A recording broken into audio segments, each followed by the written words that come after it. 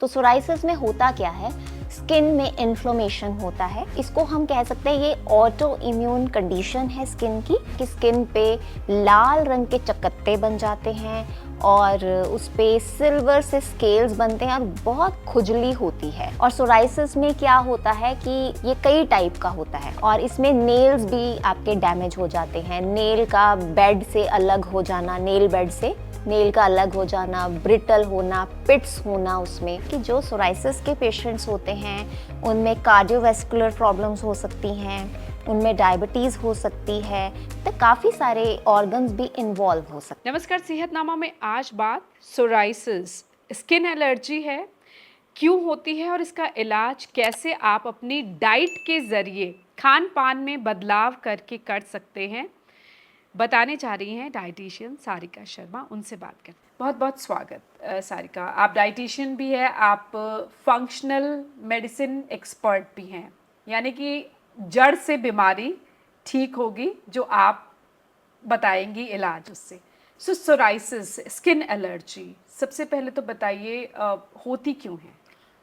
इसको एलर्जी ना कहकर हम ये कहेंगे कि ये एक स्किन की इन्फ्लोमेटरी कंडीशन होती है सोराइसिस। और इसका कारण क्या है ये तो नहीं पता लग पाया है, लेकिन ये इट रन्स इन फैमिलीज। जैसे कि अगर आपके फर्स्ट डिग्री रिलेटिव यानी अगर आपके फादर को सोराइसिस है तो बहुत ज़्यादा चांसेस है कि उनके बच्चे को भी सोराइसिस होगा। तो सोराइसिस में होता क्या है, स्किन में इन्फ्लोमेशन होता क्या है कि इसको हम कह सकते हैं ये ऑटो इम्यून कंडीशन है स्किन की। नॉर्मली हमारी जो स्किन के सेल्स होते हैं वो मान लीजिए 30 दिन में रिप्लेस होंगे, लेकिन इस कंडीशन में क्या हो रहा है, ये 3-4 दिन के अंदर रिप्लेस हो रहे हैं। तो होता क्या कि स्किन पे लाल रंग के चकत्ते बन जाते हैं और उस पे सिल्वर से स्केल्स बनते हैं और बहुत खुजली होती है और पेशेंट बहुत अनकंफर्टेबल फील करता है। और इसका इन्फ्लेमेशन बहुत ज़्यादा होता है। तो इन्फ्लेमेशन हमारे बॉडी पार्ट्स, हमारे ऑर्गन्स के लिए भी अच्छा नहीं है। तो ज़्यादातर ये देखा गया है कि जो सोराइसिस के पेशेंट्स होते हैं उनमें कार्डियोवैस्कुलर प्रॉब्लम्स हो सकती हैं, उनमें डायबिटीज़ हो सकती है, तो काफ़ी सारे ऑर्गन्स भी इन्वॉल्व हो सकते अच्छा, हैं। सोराइसिस की वजह से और बीमारियां भी होती हैं? जी, और बीमारियां भी होती हैं। तो रीज़न नहीं पता? रीज़न नहीं पता, लेकिन as a functional medicine expert हम लोग इसको लीकी गट से ही जोड़ कर देखते हैं। इससे पहले के एपिसोड में हमने लीगी गट सिंड्रोम पे बात की थी और जी दर्शक वो वीडियो भी देख सकते जी हैं, क्योंकि यानी आपका गट हेल्दी है जी तो आपको सोराइसिस से भी आप बच सकते हैं। बिल्कुल। अब सोराइसिस का लीकी गट से संबंध है, हो गया तो कुछ ऐसी भी चीज़ें जिससे ये बढ़ता है, मतलब इसके ट्रिगर्स क्या है? जी, जैसे मान लीजिए किसी को अपर रेस्पिरेटरी ट्रैक्ट इन्फेक्शन हो गया। अब वो इन्फेक्शन तो ठीक हो गया, लेकिन अचानक से कोई रैश आ गया बॉडी पे, सोराइसिस हो गया, या फिर एंटीबायोटिक्स बहुत टाइम से ले रहे थे, या स्ट्रेस बहुत बड़ा ट्रिगर है, अल्कोहल, स्मोकिंग बहुत बड़ा ट्रिगर है।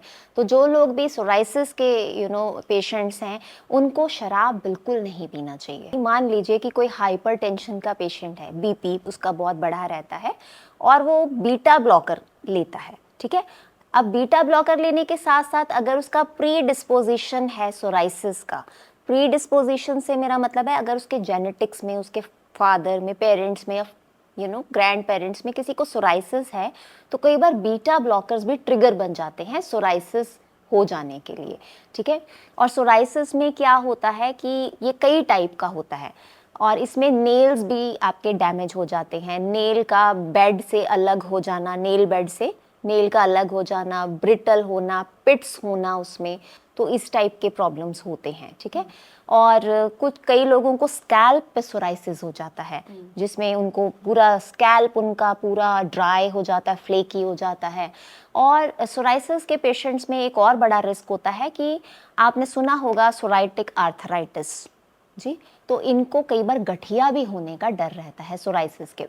यानी एक त्वचा की बीमारी के साथ इतनी सारी बीमारियां जुड़ी हुई हैं। अब आप डाइट के जरिए कैसे सोराइसिस ठीक कर सकते हैं, या लाइफस्टाइल चेंज कर कैसे, सोराइसिस का ट्रीटमेंट क्या है? तो सबसे ज़्यादा जो कॉमन सोराइसिस के पेशेंट्स हैं 80% को प्लाक सोराइसिस होता है, ठीक है।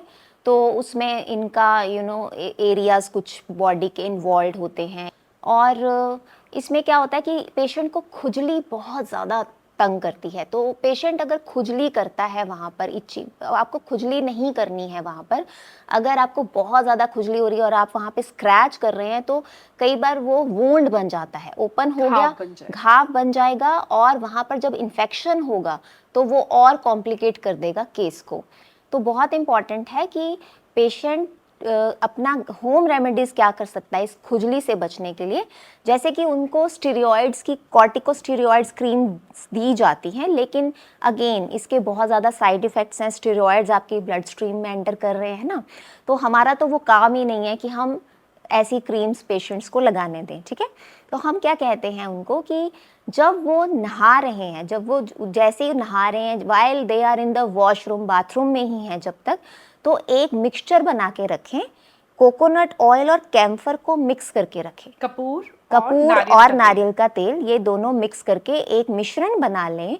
और जैसे ही वो नहाते हैं, जब उनकी बॉडी थोड़ी सी मॉइस्ट है, उस टाइम पे अपने सोराइसिस के पैचेस पे वो लगाएं और अच्छी तरह से एब्जॉर्ब होने दें। कितना नारियल का तेल और कितना कपूर डालें ये भी बताइए। जी, जैसे मान लीजिए 200 ml आप नारियल का तेल ले रहे हैं तो उसमें 50 ग्राम्स आप कपूर मिला सकते हैं, जितना आपका टॉलरेट हो रहा है। क्योंकि कपूर क्या है, ये आपको थोड़ा सा ठंडक का एहसास देगा। तो आपको देखना है कि कौन सा आप ब्रांड यूज़ कर रहे हैं। कई कपूर बहुत स्ट्रॉन्ग होते हैं, तो you have to analyse it on your own, ठीक है। तो आपको वो नहाते वक्त, जैसी आपकी स्किन मॉइस्ट है, ठीक है, जब आपने बिल्कुल ड्राई नहीं करनी स्किन, ठीक है, तब आपने वो अपने उन ड्राई पैचेस पे अच्छे से एब्जॉर्ब करा लेना है, ठीक है। इससे बहुत आराम मिलता है। और पेशेंट्स को सर्दियों में तो ये काम ज़रूर ही करना है, ठीक है। और उसके बाद बहुत इम्पॉर्टेंट है कि रात को सोते वक्त इन पैचेस के ऊपर प्योर एलोवेरा जेल लगाएं। ये बहुत इम्पॉर्टेंट है, इससे बहुत ज़्यादा हेल्प मिलती है पेशेंट्स को। सोराइसिस का डाइट के जरिए भी कोई इलाज किया जा सकता है? बिल्कुल, डाइट तो कोर होती है हर बीमारी के लिए, ठीक है। सोराइसिस के पेशेंट्स को ज़्यादा मसालेदार खाना बिल्कुल नहीं खाना चाहिए और उनको ग्रीन चिलीज़ भी अवॉइड करना चाहिए। और जैसा मैंने पहले बताया था कि शराब और स्मोकिंग से बचना है। ये बिल्कुल बहुत ही बड़ा नो है कि बिल्कुल सोराइसिस के पेशेंट्स को शराब नहीं पीनी है। जो लोग भी नॉन वेज खाते हैं उनको थोड़े टाइम के लिए वेजिटेरियन हो जाना चाहिए, क्योंकि रेड मीट भी सोराइसिस के पेशेंट्स को हम लोग रेकमेंड नहीं करते हैं। और मान लीजिए कि आपको बहुत ज़्यादा इचिंग हो रही है, तो वो मैंने जैसे आपको बताया वो चीज़ करनी है। उससे इचिंग काफ़ी हद तक कंट्रोल रहेगी। बॉडी को मॉइस्ट और मॉइस्चराइज्ड रखना है, ठीक है। स्ट्रेस बिल्कुल अवॉइड करना है, ठीक है। आपको क्रॉनिक स्ट्रेस, एक्यूट स्ट्रेस नहीं रहना चाहिए, क्योंकि कई बार देखा गया है कि बहुत ही एक्यूट स्ट्रेस होता है तो सोराइसिस का अटैक आ जाता है। और कुरक्यूमिन बहुत अच्छी चीज़ है, जैसे हल्दी अपनी डाइट में शामिल कीजिए। और बॉज़वेलिया बहुत अच्छी चीज़ है। बॉज़वेलिया के आप सप्लीमेंट्स भी ले सकते हैं। बॉज़वेलिया BOSWELLIA, ठीक है। ये फ्रैंकिंसेंस ही होता है, ठीक है गोलियों के फॉर्म में। ये बहुत अच्छा होता है सोराइसिस पेशेंट्स के लिए, ठीक है। अच्छा, खाते भी हैं वो? जी, बाकी शल्लाकी भी एक बहुत अच्छा सप्लीमेंट है सोराइसिस पेशेंट्स के लिए। और इसके साथ मैं ये बताना चाहती हूँ कि जितनी भी चीज़ें ये मैं आपको बता रही हूँ, ये क्योर नहीं है, ये सिर्फ मैनेजमेंट है सोराइसिस की। क्योंकि सोराइसिस जो है वो एक ऑटो इम्यून कंडीशन है और इसका पार्शियल रेमिशन या कंप्लीट रेमिशन भी हो सकता है। बहुत लकी पेशेंट्स होते हैं जिनका कंप्लीट रेमिशन होता है और उसमें बहुत सारे कंपोनेंट्स एक साथ काम करते हैं, जैसे कि आपका डाइट का एस्पेक्ट आ गया, आपका माइंड का आ गया, माइंड प्लस न्यूट्रिशन, आपका एक्सरसाइज प्लान, आपका डिसिप्लिन लाइफस्टाइल आपको कंप्लीट रेमिशन में ले जा सकता है।